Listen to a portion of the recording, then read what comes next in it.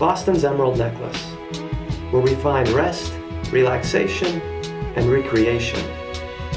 Where we discover community as we share experiences with those closest to us. Where we seek a moment of tranquility among calm waters, towering trees, and winding trails. The Emerald Necklace. These are your parks. These are your stories. Good morning. I'm Mark Lowenstein. I'm author of this book called Great Runs in Boston. It's one of 3 running books that we've published for the Boston area. The other one is Great Runs in Brookline and vicinity, and the most recent one we published is Great Runs in Boston's Burbs. 1, 2, 3, 4. When we moved to Brookline 3 years ago, I didn't know how many wonderful areas for running and walking there are within Brookline or near Brookline. But when we moved to Brookline, I really discovered, because Brookline is very accessible to this area, the whole Jamaica Pond and Emerald Necklace area, and that got me out to Franklin Park and to Forest Hills and then inward to Fenway. And so once I got to know the town a little bit more and noticed all these wonderful places, I thought, well, why don't I put a book together that talks about the great places to go running and walking in Brookline. And so I wrote the first book in 2009 called Great Runs in Brookline and Vicinity. And that book was successful enough that a few months later we published the book Great Runs in Boston, which is focused on all the great places for running and walking in greater Boston. So it doesn't really focus on the suburbs as much, it's more the city, and certainly the Emerald Necklace is a centerpiece of that book.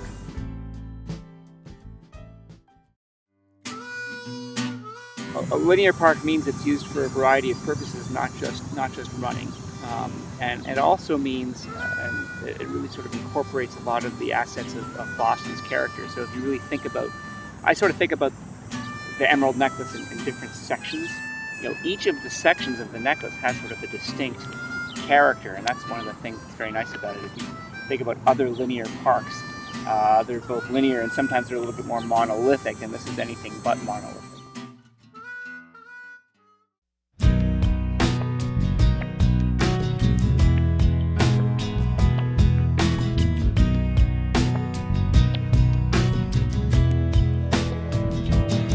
Certainly these paths are an important commuting facility. It's wonderful for recreation, and what's also nice about it is because of the way it's laid out. First of all, there's in sections, there's separate paths for running or walking and biking, so that makes it a little safer for people. And the other aspect of it that's really wonderful is that the way it's laid out with paths on either side and so on, and bridges and so on, it's possible to do a lot of interesting loops, and you can do 1 or 2 miles, and you really can do up to a 20-mile loop involving the entire Emerald Necklace if you start at the Capitol and go out to Franklin Park and back. And it's really ideally laid out. It sort of harkens back to the way cities were originally planned. I mean, you have paths that are connected to residential areas, easily connected to residential areas. There's public transportation easily accessible. There are areas of commercial activity that are easily accessible, and that sort of urban planning, which incorporates park and recreation space, is really something that I think was thought of more historically. Having traveled to many major cities in the world, and just about every major city in the United States, you really appreciate the way Boston is laid out for that.